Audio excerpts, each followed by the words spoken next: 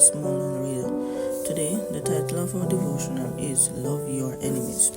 Our scripture reading is taken from Matthew chapter 5, verse 43 to 44. Ye have heard it hath been said, Thou shalt love thy neighbor and hate thine enemy.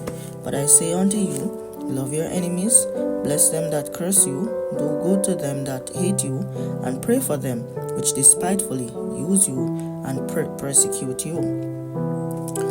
During the American Revolutionary War, a man named Wildman of Euphrates, Pennsylvania, earned a bad reputation for his verbal abuse of Peter Miller, pastor of the Dunkirk Church in the same town. Subsequently, Wildman enlisted in the Continental Army. While he was still in the service, he was discovered to be a spy.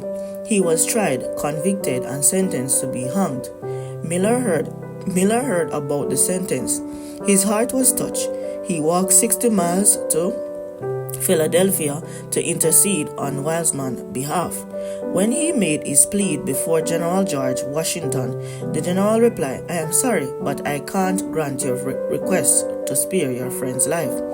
But, sir, he's not my friend, explained Miller. He's my worst enemy. You mean you walk 60 miles to plead for the life of your enemy? That puts the matter in a different light. Your request is granted. Washington signed a pardon and gave it to Miller, who walked another 15 miles to where Wildman was awaiting execution. When Wildman saw Miller coming, he sneered to some of his fellow convicts, There comes old Pete.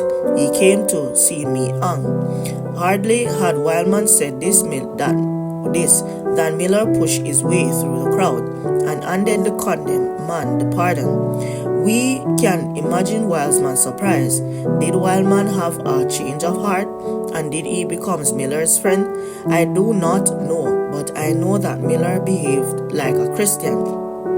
It is natural to love our friends and hate our enemies, for this is the way the natural man behaves. Listen to what 1 Corinthians 2 verse 14 says. But the natural man receives not the things of the Spirit of God, for they are foolishness unto him, neither can he know them, because they are spiritually discerned. 15 and 16. But he that is spiritual judge all things, yet he himself is judge of no man. For who had known the mind of the Lord, that he may instruct him? But we have the mind of Christ. But this is not how the spiritual man acts, because the Spirit of Christ, which is in him, enables him to see in every human being, friend or enemy, a soul to be saved.